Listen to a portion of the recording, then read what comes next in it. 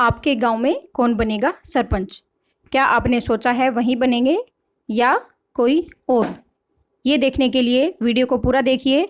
मैं आपको इसमें पूरी प्रोसेस समझाऊंगी कि आपके गांव में सरपंच कौन बनेगा, किस हिसाब से डिसाइड किया जाएगा कि अब की बार एससी सरपंच बनेगा, बीसी, जनरल, महिला, कौन आपके गांव में सरपंच रहेगा। तो वीडियो को छोड़िएगा मत, पूरा वीडियो को देखिए और स्किप मत कीजिएगा।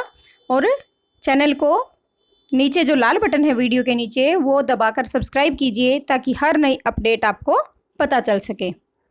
सरपंच के लिए किस आधार पर और कैसे ड्रा निकाला जाएगा, जानिए ड्रा का पूरा प्रोसेस।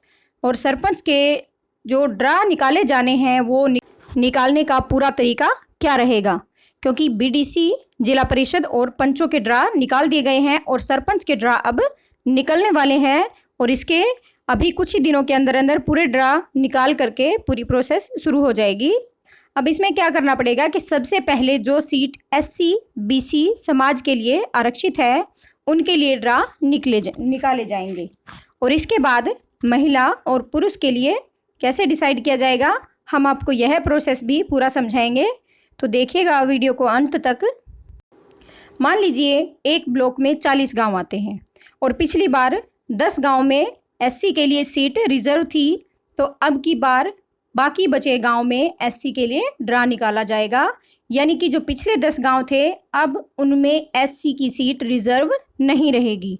और जिनका ड्रा निकलेगा, जो 30 गांव बच गए हैं जिसमें एससी सीटें नहीं थी, उनमें से जिनका ड्रा निकलेगा वह सीट एससी के लिए रिजर्व हो जाएगी। इसके बाद जो गांव बच गए हैं उनमें बीसी के लिए ड्रा निकाला जाएगा और वह सीट बीसी के लिए रिजर्व हो जाएगी।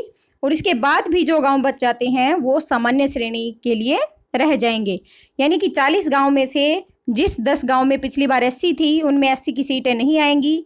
उन 30 गांव में जो बचे हुए 30 गांव थे वहां से सीटें आरक्षित की जाएंगी एससी वर्ग के लिए।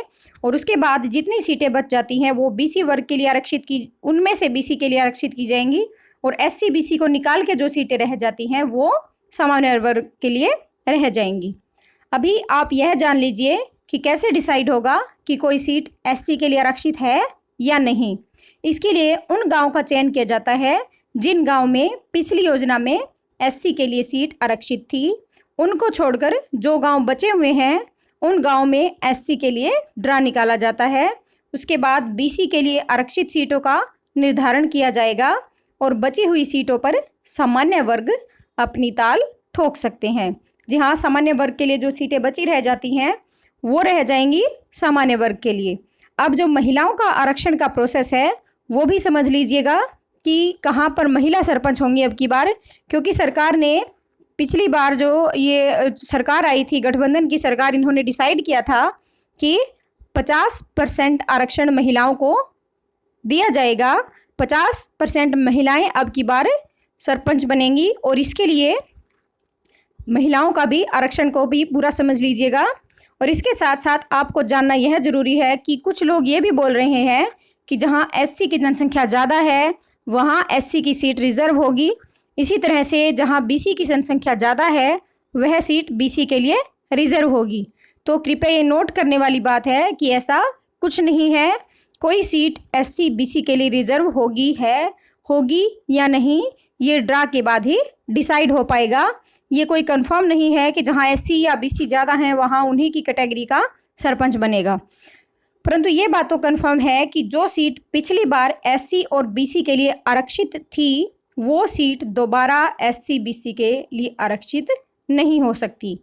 जी हाँ, उनके लिए उनके गांव में वो अब सरपंच नहीं बन पाएंगे जहां भी ये सीटें आरक्षित थी।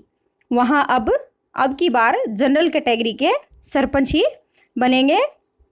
और इसके साथ साथ महिला और पुरुष के लिए भी कैसे डिसाइड किया जाएगा वह भी प्रोसेस पूरा देख लीजिए। महिला और पुरुष का निर्धारण अब की बार सम और विषम के आधार पर किया जाएगा। मतलब यह है कि जो सम संख्या के गांव होंगे उनमें पुरुष सरपंच होंगे और जो विषम संख्या के गांव होते हैं वो महिला के लिए आरक्षित होंगे। यानी कि अब आप ये सोच रहे होंगे कि आपका गांव सम संख्या में है या विषम संख्या में। तो देखिए, इसका पता लगाना बिल्कुल आसान है।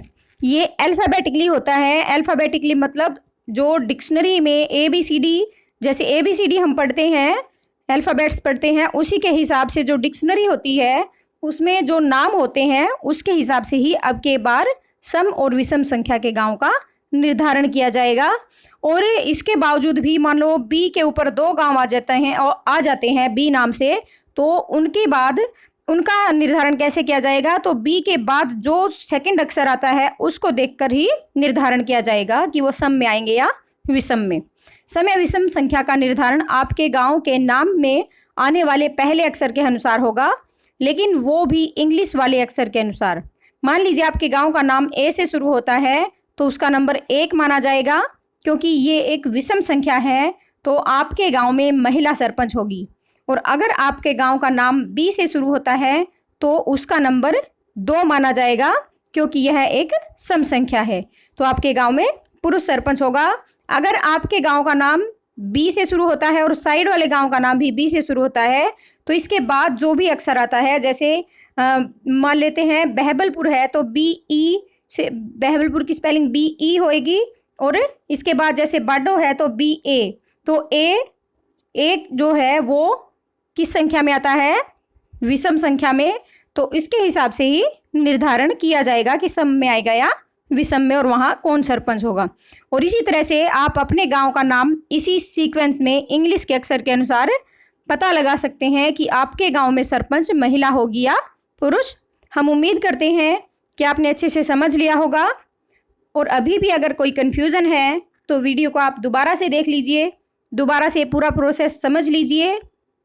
और आपको चिंता करने की कोई ज़रूरत नहीं है, क्योंकि अभी ड्रा जो है वो जल्द ही निकाल दिए जाएंगे और उसके बाद आपको बिल्कुल परफेक्ट पता चल जाएगा कि सरपंच कौन रहेगा। पर ड्रा निकलने से पहले भी आप जान सकते हैं, इस वीडियो के हिसाब से आप पता लगा सकते हैं कि आपके गांव में अब की बार सरपंच कौन रहेगा।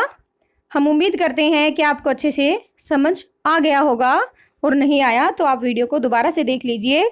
और ऐसे ही सरपंच चुनाव से जुड़ी हुई कोई भी खबर अगर आप जानना चाहते हैं तो जो वीडियो के नीचे रेड बटन है, लाल बटन है, उसे दबाकर चैनल को सब्सक्राइब कर लीजिए, वीडियो को लाइक कीजिए और दूसरों के साथ शेयर भी कीजिए, ताकि उन्हें भी पता चल सके। क्योंकि लोग बहुत चिंता में हैं कि अब की बार सरपंच उनके गांव में कौन रहेगा, उन्हें भी ये पता चल सके कि उनके गांव में अब की बार कौन सरपंच हो सकता है। SC, BC, पुरुष, महिला या सामान्य वर्ग, कौन अब की बार उनके गांव में सरपंच बनेगा।